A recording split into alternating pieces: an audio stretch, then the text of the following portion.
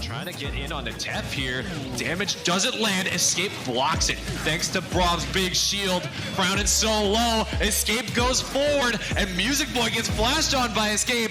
Ignite will be ticking though. The first blood goes over to C9, but they will trade away Music Boy's life for it. The top side too, Anti's finding a 1v1 versus the Jawa she dated. 1,000,000%. Things are starting to look kind of brutal in that department, but at least they're winning elsewhere on the map. They are starting to get some items onto Music Boy. We'll start putting out some big DPS. Ruby on the other side, and now the target of Music Boy. He's still running around, barely surviving. Tef untouched as well. Both teams have done a great job of protecting their AD carry, but it's 3 members alive to Tef's 1. Music Boy almost goes down, but it's a triple kill for C9's AD carry. They will wipe out RLS. Damage to follow it up. You gotta watch Music Boy here. Take some damage from the pilt over Peacemaker, and Escape is right there. Ace in the hole. There's no one to save him this time. Music Boy obliterated, take it down. War Leader now slapping around the Jawa, using that huge baseball bat to great effect, but gets stunned up by Gonza, almost deleted from Summoner.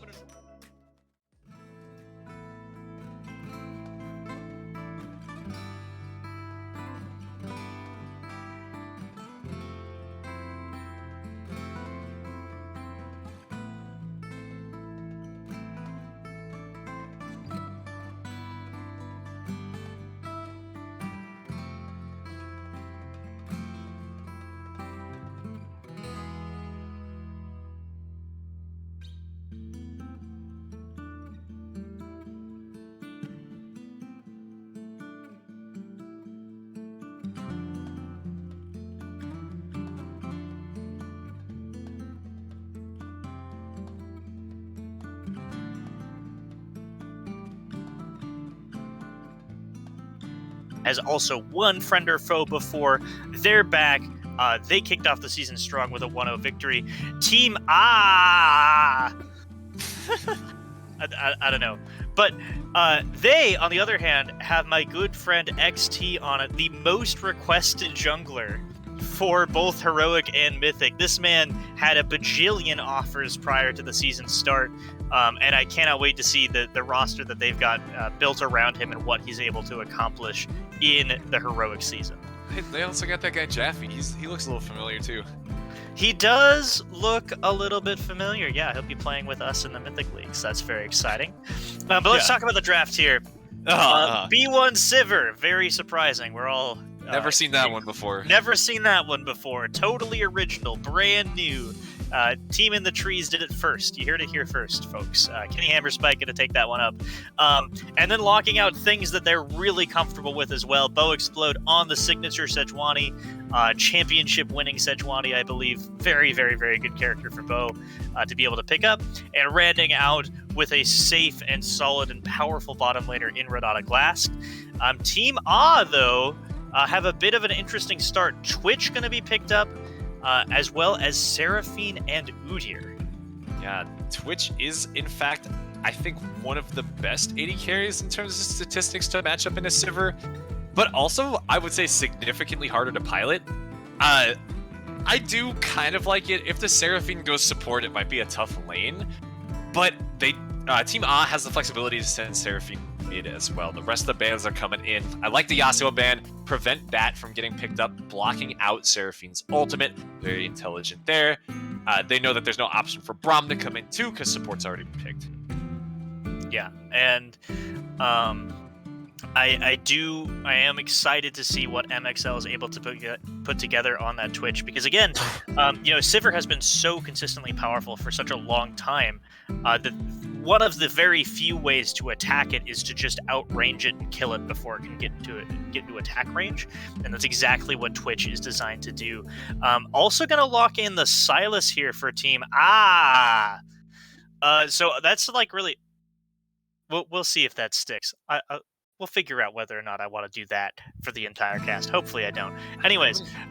Yeah, how many A's are in the name? 1, 2, 3, 4, 5, 6, 7, 8, 9, 10. Team Deca A? 24 is Chris Edgeworth just told us in the official name. I don't know what the prefix for 24 is. Dodeca something, right? I don't know. But we'll figure it out. We'll shorten it. I like the Sylas pickup. Great ultimates to steal. You know, Sejuani ult does so much damage when you have AP also. Yeah, and I mean, you got some choice options, right? Because not only can you get the Sedge, you can also berserk the entire team, and a team that wants to sort of fight up close and personal, right? They want to trigger the Sejuani stacks, and if you can, you know, get them all grouped together, that's a fantastic way to turn things around. And they have the Seraphine as well, backing that up, providing that healing to try and keep Sylas and Udyr in the fight. And is that a Tryndamere I see for Jaffe? Let's Jaffe go. Tryndamere. That's going to be a side laning menace. You'll love to see that. Either Renekton or Akali are going to have to answer in the side lane, and I'd say neither of them have a very good matchup versus Tryndamere, so good call out from Team A there. We have some spicy comps, I will not lie.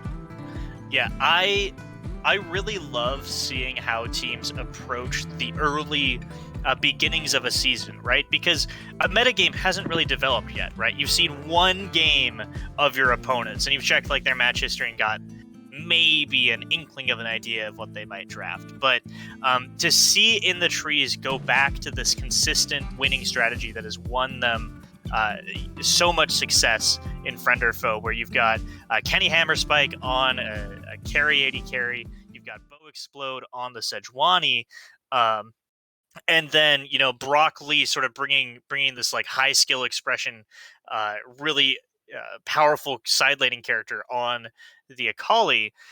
I'm excited to see them back and see them at their full power and in their full form. Team A, though, is bringing something that I don't think that we've ever really seen in Friend or Foe history before. And what exactly is that? It's a composition that's got, you know, you've got some sort of scaling of a Seraphine composition, but typically when we see Seraphine compositions in Friend or Foe, that's usually like the mid lane Seraphine or the Seraphine paired with a second Enchanter. So you've got like this interesting hybrid where you've got these very powerful team fighting characters in the Sylas and the Seraphine and the Twitch. But you also have incredible split push potential with Udyr and with Tryndamere. And I don't think that we've seen like a 1-3-1 style of game for Friend or Foe in quite a while. So I'm interested to see if XT and Jaffe are able to execute that strategy well, or if it'll flop face first in the face of INT's experience. Yeah, definitely. I couldn't agree more. I love to see that the gameplay style is getting changed up. The league could really use some variation to that. We got the summoner names on now. There we go. Like the early trading here, Jaffe getting super aggressive. We also started demos getting aggressive in the mid lane too on the Sylas. So good initiative from Team A. Yeah, and you can see Tryndamere, you know, can be a pretty early bully in that early stage of the game because he has access to that rage bar and you know that he has the sustain option. Can often in a lot of matchups just sort of go up and hit people. And Fish McGinnis already sort of chunked out decently well. Demos though taken kind of low. Yeah, Broccoli and Demos are just going at it in mid. Brock does have Ignite, so he's got that extra little bit of kill pressure. Demos has to be careful here. Will also cut the healing from the Kingslayer. Maybe Brock's going to be able to find a solo kill here. Whoever hits level 3 is going to have an insane advantage. Demos continues to trade very aggressively, and they got Bo coming around the side, too. Wow, there's the boot go, and Kenny Hammerspike starting to drop very low. Flash forward, the auto attack does it. And Rare Adam trying to hover away on the Seraphine platform. Meanwhile, in mid, the gank did work. Brock picked up the kill. We're going to watch this back. Yeah, Bo looks like just going to immediately land the W. Ooh, the flash follow from both of them. That's an experienced team right there. Broccoli and Bo Explode have been playing together for a really long time, and you can tell, because absolutely no hesitation to follow through on that play and secure the kill. It's a thing of beauty, you know, when everybody's just on the same page like that. You know, one of the best things to watch in League of Legends, the coordination. So, fantastic job to try to make that happen in mid. Brock going to have a very significant lead in this volatile matchup, and I only hope that he's able to push it even further forward. Yeah, we'll have to see how that mid lane develops, but with these characters like Sylas and Akali, these are often sort of feast or famine characters, right? A Sylas that is behind becomes a bit of an ultimate bot. It's difficult to get in, it's difficult to have the damage to secure a kill, and you're not particularly tanky either. You're not like an Ornn or something who can like hold a line for a couple of seconds. So if Broccoli is able to extend that advantage, now that they've got the XP lead and a little bit of a gold lead, this could spell trouble for Team A. That said, though, they still have a lot of different ways back into this game.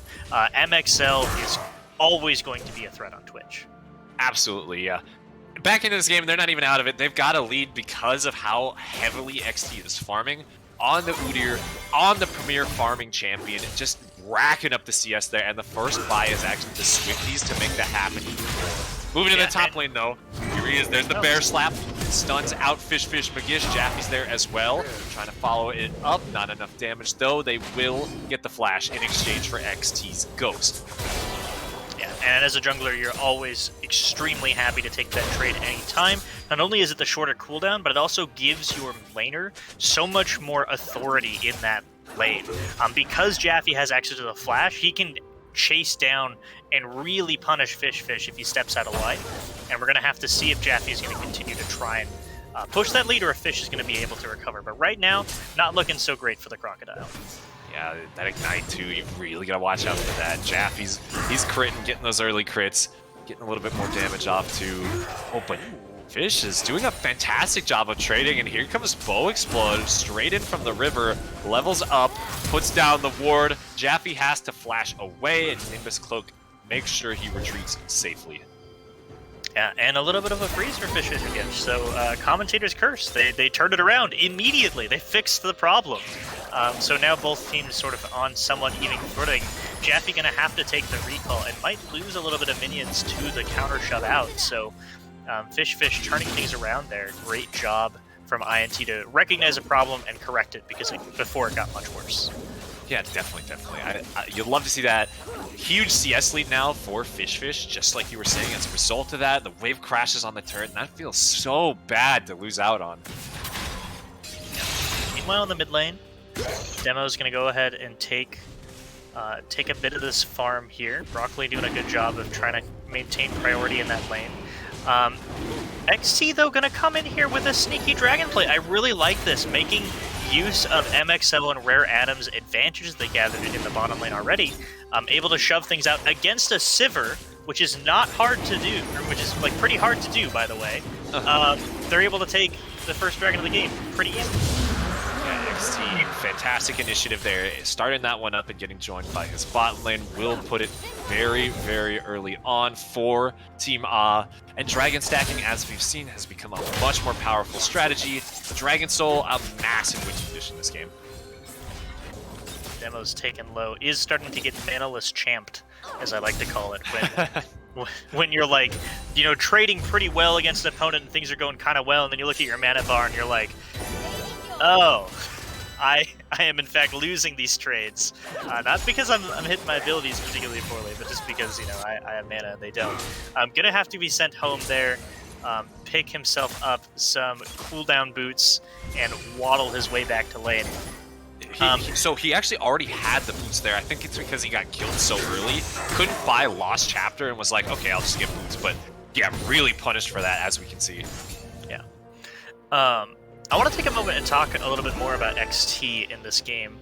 XT, one of those players that is somewhat new to the friend or foe scene, was a substitute for, I believe, Art of War Esports last season, but didn't get to see much play, but really impressed in the FOF Combine, and has shown his stuff. And now you can see why. He is a jungler who is willing to just do stuff. You know, like, get stuff done on the map, whether it's ganks, whether it's objectives. He will dictate a portion of the pace of the game. And Bow Explode is extremely similar, so I'm interested to see how these two titans clash, not just in this game, but for the rest of the season. Yeah, definitely. Bow Explode, speaking of him, waiting in the wings. There's the Bola coming on out. Broccoli's right there to follow it up. The Shuriken flip will go wide, though. Quite unfortunately. Will get Demo's flash, though. as a nice little prize there, but no kill going over. Yeah, I really like the patience from Boxblood, and he's so on point with the bolas from Sejuani. Has a ton of experience on that champion, and not just experience, but competitive experience as well. Right, is unshakable when they're on that character. So really showing that experience there, lands the ultimate no problem whatsoever on a flexible character. Ultimately just gets a flash, but you're pretty happy to do that. And look at the vision from Brock Lee. They secure the push in mid lane with that play, and immediately they're taking advantage of it. Look at that pink ward. So deep into the enemy jungle, and that's not going to be spotted for a while because that red buff's not around. That's just providing free information for INT as they maybe look to set up for this Rift Herald. Was he past it? Oh, they didn't. They have not taken it. Not even Rare Adam saw it. Wow. They're not looking at their characters. They will instead march towards Fish Magish. Information was free. The ward saved the top laner's life. Brock Lee is a genius.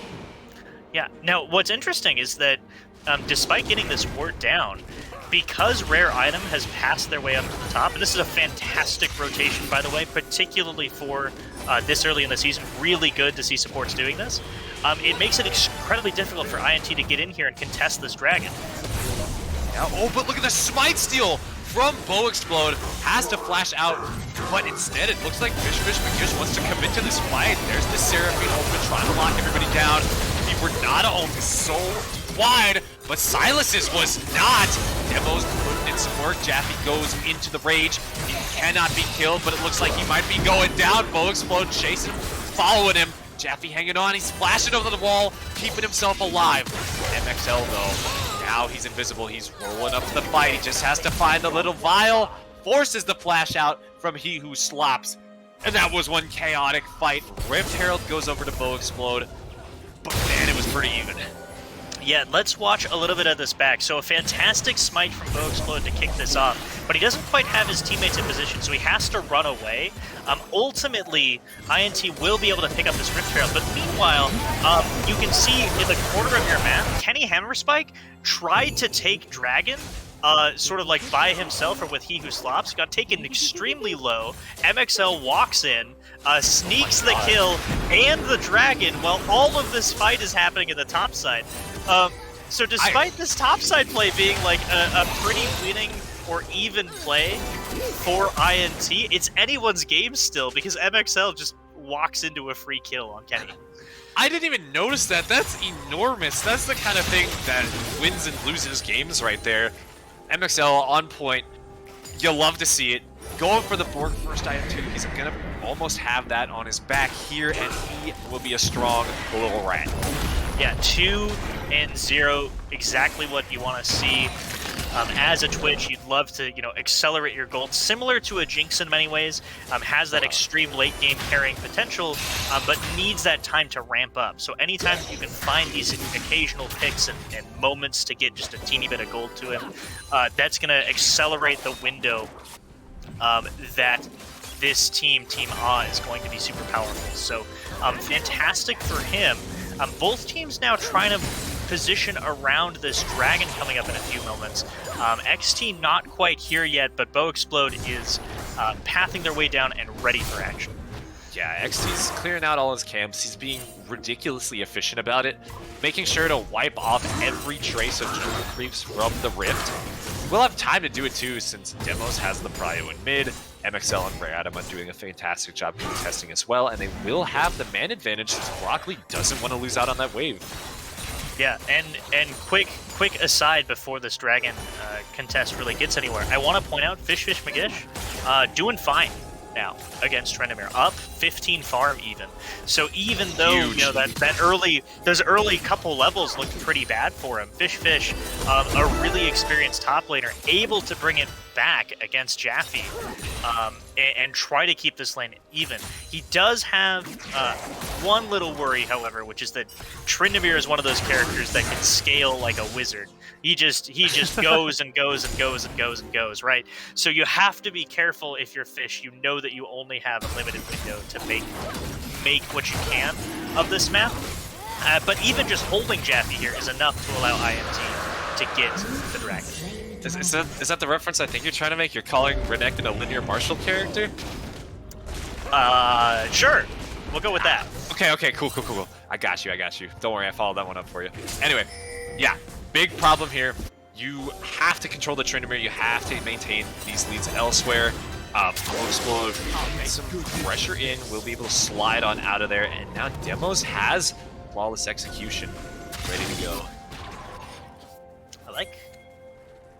I like what XT is trying to do here. He knows that he has the clear speed advantage over Bow Explode. And so, you know, when you're looking at the jungle matchup and how these teams interact with one another, both teams trying to find ways to generate advantages. Bow Explode going for days. Yeah, just relentless from Bow Explode in this lane. The ultimate. Oh, it's Demo's trying to trade back. That was almost so hyped. That was almost so cool. Broccoli has it in the bag with the Ignite. That's going to be the difference maker right there. Oh, man. Yeah, he tries so hard. Broccoli doesn't quite finish off the god. Has to ult and flash out. But Demos is like, wait a minute. I have the Kingmaker. I can maybe... you know, get that extra bit of health and keep you under turret just long enough, but ultimately Broccoli able to move on out of there. But back to the point that I was trying to make, these junglers have very different objectives to try and win out over one another. Bow Explode's strength on Sejuani is those powerful ganks after level 6, and that's why you see him return to the lane time and time again. XT, he can gank, but, you know, he needs some setup from his teammates, and, like, you know, one guy running at you in a straight line is not all that impressive, although he might be able to get something off here. One guy running at you is going to have to do the job right now. That's exactly what XT's trying to do. Ignite gives the vision. The bear slap isn't there, but it finally comes in. Rare Adam providing a little bit of extra support as well, resulting in Jaffe getting a kill right here. But look at the pressure onto the bot side. There's the hostile takeover coming in from Hugh. Oh, caught it! Barely catches MXL. That's a tragedy. Now bot lane turret is under serious assault. Oh! Look at the Seraphine ultimate. Broccoli, fancy beat, able to dodge it just a little bit. Cannot keep on getting away. Gets bear slapped. Will be shut down by Demo Silas. XT is locked in the wrong neighborhood here, but he's pretty damn tanky. He can't take it down. Demos finds his way onto Kenny Hammerspike, and they will take him down. Bow Exploded, he who slops. The only two left alive now. They're going to be going down summarily as well. It's a triple kill for XT, and they've got free reign over the bot side. Yeah, take a look at this extended play here. Credit to Rare Adam for knowing how to play this Seraphine. This ultimate extension is insane. Catches Broccoli by surprise, because he doesn't expect to see XT and Esports Demo have an ultimate this long, and that's just enough of a sidestep to allow XT the speed to catch up. And now we know that INT is trying to make something happen here, because they just won that fight in the bottom side, but unfortunately they don't have the damage with these three members of the team to take out any individual member. XT gonna go ahead and wander off and just heal just enough from Seraphine, and this is why Seraphine is so good with these bruisery characters. She can extend the fight, give them the HP bars that they need to just run over the squishy targets like the Renata and the Sivir. Just nasty, yeah. The Seraphine healing gonna be coming in clutch here. This is why you pick the character.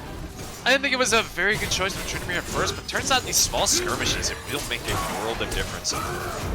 Jaffe, though, is he just dead? He can't get over the wall yet. There he goes, flash from Fish McGish, followed by a flash from Jaffe. Will be safe, but Jaffe's really starting to lose significantly in these 1v1s. Yeah, has not recalled back to base yet and was caught with a little bit of a proxy. Means that the Blade of the Rune King, of course, Renekton does get extra value of that because his W is a multi-hit move.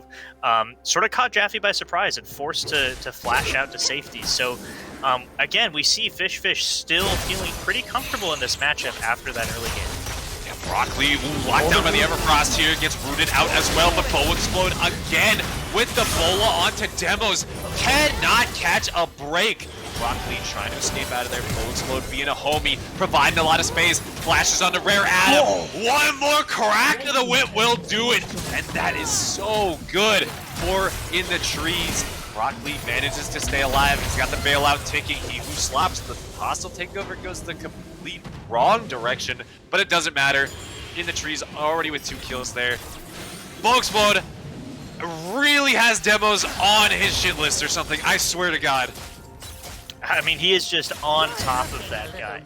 And, you know, I think that this is a really effective strategy. Sylas, if left unchecked in this game, we talked in the draft how incredibly powerful those ultimates would be. But again, just not being able to take those fights because Brock Lee and Boexplode are always there, always ready to challenge, means that Demos has found himself at a significant disadvantage, down multiple kills. And now that Brock Lee has the stopwatch available as well, it's going to become even harder to force those engagements that he wants to take. Definitely. So hard. Stopwatches on either side, though, means that they're going to both be afforded that extra ability to play on the knife's edge. I feel like this is one of the matchups we always see at like Worlds or something in pro play, where it's just even total skill matchup, one of the exciting ones to watch. Yeah, and one of the things I love about Friend or Foe is that you get to see that coordination at a level of play that's maybe more accessible to see and understand as a viewer. As we see both teams setting up for the Dragon here, Boexplode not going to be spotted out or just able to dodge the route from Rare Adam. And this is going to be a tricky battle to navigate because MXL still incredibly powerful on the Twitch, has finished several really strong items here. But again, fighting in a choke point through Sivir and Sejuani looks really tough. Yeah, there's the Seraphine ultimate. It goes completely wide. The bowl was enormous, though. Hostile takeover comes out, too. Rare Adam going down.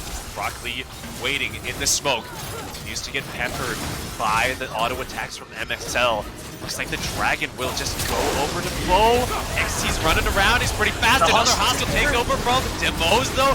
Won't get too much done. He's going straight on down. MXL trying so hard to kite it out, but does not have the items yet. If that Twitch is 5 items, that's a different story, but we're not there yet. Instead, INT taking the Dragon, taking the fight, a complete clean ace. Yeah, I was looking at this, and it looks so difficult for Team A to get in here, but they give up the choke, which allows them to come out of the choke and catch themselves. Boexplode again on point with the ultimate from Sejuani, recognizes where Rare Adam is, completely obliterates him, and from here, with these 3 characters, it's incredibly hard to re-engage because you don't have really a way to interact with this Renata Glass, who's just able to provide so much healing and shielding here, and Kenny Hammerspike is able to just free hit. They don't have the damage to knock out Boexplode. He's too tanky, he's too far ahead, and INT comes up big with another Dragon and a 2k gold lead. Yeah, so big, that fight right there. The 2k gold lead going to be even further pushed by the extra stats from the Dragon 2. It's starting to look like it will be hard for Team A to come back from this one. They have the front line. They just have to find the damage to shut down Brock Lee here. He's 5-1 now. He used to stopwatch in the last fight, but Stonius is not that far behind. Will continue to just terrorize the entirety of Team A. Oh, yeah, look at that. 1.2k gold diff in the mid lane. That is going to be making up a majority of the difference there. Oh, and also a 1k gold difference between the 80 carries, too. Yeah, in the trees, pulling away significantly. Yeah, and the gold is on the people that you want it to be on as well, right? You look at Team A's competition, or like build, and they want to be moving forward as a group. Jaffe gonna get blown the heck up. Oh, he's torn apart. Did he ult there? Did he have it? He just died.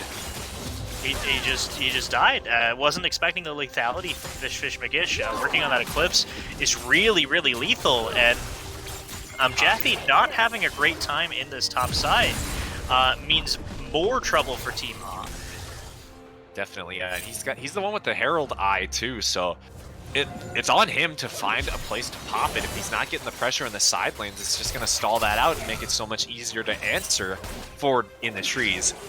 Herald not meaning too much right now. Yeah. So back to my earlier point about the kills being on the people that matter. Team A, the way that their composition is structured, they want to always be moving forward. They want to use Seraphine to supply the health to XT and Demos and have them charging forward in the enemy team, constantly providing that healing and just killing people one at a time, you know, as they get stunned up in crowd control. You cannot do that with Frost. Brock Lee. Root there, Bola comes out, stuns up, Bow Explode. The teams are kind of at a stalemate, but here comes the speed in from He Who Slobs. Fish McGish able to get that mid lane turret. Means that In the Trees will come out on top, but Jaffe's got the Herald on the top side. Coming out for a big push. Teleport committed from Fish McGish to try to answer this. Will be there in time. Wants to just take another 1v1 with Jaffe. He's relentless. Oh my just gonna God. run him down. So much damage. He's turning around to answer the Herald. Doesn't want it to get the charge off. I think that's smart. Yeah. But Team A can't take these engagements anymore when Brock Lee is this strong. You saw them dance around that fight in the bottom jungle, and they could never commit to a fight because Brock Lee is sitting in the wings, just waiting for the crowd control to get blown so that he can immediately ult on top of Rare Atom or MXL and immediately blow them up. And because Brock Lee is so strong, it becomes incredibly difficult to commit to these like extended, long, you know, auto attack based fights that Team A would love to see. Additionally, this top side is becoming more and more of a problem. 221 CS on Fish McGish, just showing an absolute powerhouse. Prowler's Claw completed as well, so we can continue to chase down Jaffe. I think that that's really smart, making it extremely difficult to gain an edge in the side lane either. Definitely, yeah. It's kind of a rock and a hard place situation, right? Oh man, would not want to be in this position here. Your side lane win condition so far behind, just getting smashed. XT's had trouble trying to find some relevancy here. He had one or two good ganks in the early game, but now he's just stuck running at people. That's the downfall of Udyr.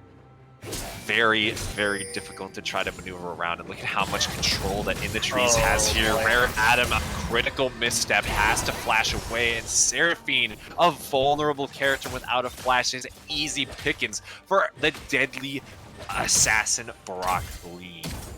Yeah, I don't think Team A is going to find much success trying to walk through the jungle. What did I say? There it is. Oh, they want more. Comes out too. Brock Lee's not finished yet. Take down Demos. Frost goes the complete wrong direction. Doesn't matter. Perfect execution comes in. Silas, Demos executed, sent back to the fountain. Fish McGish trying to chase down Jaffe. Nimbish Cloak from Ignite. Not going to be doing it though. The flash forward catches him right where he needs to be. And that will be a total map domination from In the Trees. Yeah, I mean, with all of the AoE that In the Trees has, it is extraordinarily difficult to try and walk into the jungle to approach that dragon. You know, not only can you get popped, as we saw when Brock Lee sort of just obliterated Adam there, but also, you know, you're fighting into a Sivir and a Sejuani. You're going to get AoE stunned in the jungle. It's going to make it incredibly difficult to survive those fights, and particularly when you're down 5,000 gold, it's just looking exceedingly difficult to take these fair fights for Team A. They need to find surprise moves. They need to get this Twitch to pop somebody before a fight happens, because if Team INT gets to pick where these engagements are going, they win every time. 100%, yeah. It's so hard to find those picks too, though, because look at the vision control. Look at the bot side there. Control ward, regular ward, scouting that whole thing out. You got vision in the river as well on the top side. It's a little bit lacking, but as soon as He Who Slaps is able to get some more wards up there, that's going to be looking good too. I think that if you're a Team A fan, you're really starting to sweat right now. Team A in dire straits. They got to figure out what's going on here. Yeah, they haven't been able to split the map either, because Fish McGish has been so incredibly dominant in the side lane. XT unable to really match either of the solo lanes at this point. So they're just sort of forced to fight these plays. Kenny Hammerspike, though, may be caught. Yeah, will get rooted out. The hostile takeover to disengage, though, is enormous. And they're all in choke. Look at the Seraphine ultimate. Forces everybody away. Fish McGish on the backside. He's so big. He will be doing a lot, but he will start to get taken down. MXL comes alive here. Jaffe escapes from the fight unharmed. And Broccoli's finally alive. He's finally there. Takes down Twitch. Puts the rat in the dirt. Now 2 members still alive on each side. What a close fight. Yeah, let's take a look at this because, again, Team A in this position needs to get stuff done. They see the enemy team push up a little bit too forward, and they have a flank ward here. Silas commits to it. XT is going to go in. They find Kenny Hammerspike. This hostile takeover slows things down, but INT is still the first one to the play. Look at the Seraphine ult. A 3-man ultimate for Seraphine kicks off this fight well, but that comes at the sacrifice of the flanks. And Fish McGish and Broccoli, again, are so scary. MLX does his best, or MXL does his best to try and live, flashing the wall pixel perfect to get away from Broccoli, but it's not enough. And when all things are said and done, 2 members of each team are limping away after an explosive battle. Yeah. Oh my god, that was insane. Rare Adam gets such a fantastic ult off and then just crumbles from a touch from Fish McGish. That Renekton is so strong, man, with the Prowler's Claw and everything. What a fight. If Brock had been there from the start, the game might as well be over, but it was not good advantage. Good idea to try to take advantage of him not being there from Team A. Trying to find their way back into this 4K gold lead, though, and 2 Dragons differential. Still going to be an uphill battle. Yeah, I think that despite how incredibly knife's edge that fight was, I think that Team A needs to look to repeat that play over and over and over and hope that the coin comes up heads for them, that they're able to find those fights, because as we've said, taking the extended engagement is still not going to work for them. Kenny Hammerspike continuing to scale up and starting to, at least match this Twitch for items. And then you have Broccoli, who just obliterates the backline every single time. 8, 1, and 4 has had a phenomenal performance in the mid lane in this season so far, and it's scary. Kenny Hammerspike has to start running away here. That's a fast Hoodier, but look, they turn him right around with the hostile takeover. The report comes in from Fish McGish. Who's going to be his target? He's looking for Rare Adam. The Seraphine ult isn't as good this time. He slops under attack by Jaffe, and MXL's coming alive on the backside too. Jaffe is staying alive thanks to his ultimate, trying to chase down Fish. Gale forced to get away, and XT drops low on the other side of the fight too. MXL kiting it out to the best of his ability. Flash to lock him down from Bow Explode. The stun is there too. XT running for the hills, and Broccoli cannot quite finish him off. But the full force of In the Trees 5-man squad pushes down the mid lane, and they're taking the inhibitor. INT is back, baby. Oh boy, this was a team that I was terrified to play against in the Heroic League, and you can see why on your screen now. They are decisive. They are such strong team fighters. They know exactly what they need to do. And Broccoli gonna get slowed down here, but I think they're gonna be able to walk out just fine. But man, what a performance this team has had in the first week of Season 6. So good, so good. You can tell the confidence too. Brock's packing the Medjais here, recalling in strange spots too. Oh, look, he lands the Shuriken on a Rare Adam. He's not slowing down. Goes Golden, waiting for the second part of the execution. He's rooted out. He's able to get out on the other side of the fight. Oh, XT's trying to chase him down. Meanwhile, the rest of INT is there to take down whoever they can. The shutdown does come in though for MXL. He's able to kite it out with Bork. Fish has to flash forward, and he's just going to evaporate in the face of Renekton. The rest of the fight rushed in favor of INT. And my god, this is it. They will be taking the Nexus right here.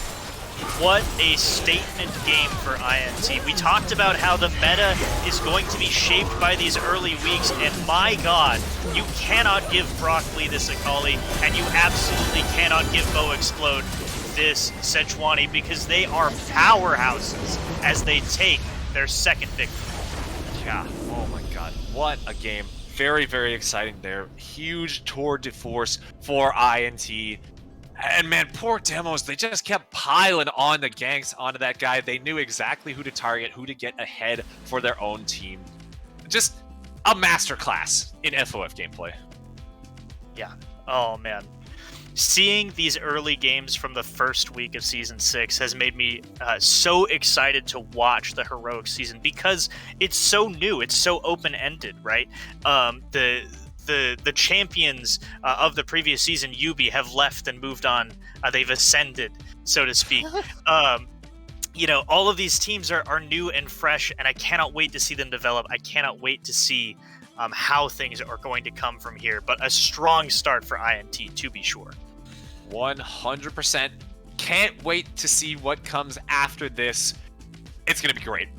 Everybody, thank you so much for tuning in. That is going to be doing it for us today. Quick reminder to check out the Discord. Come on in and participate in the community. Everybody loves each other.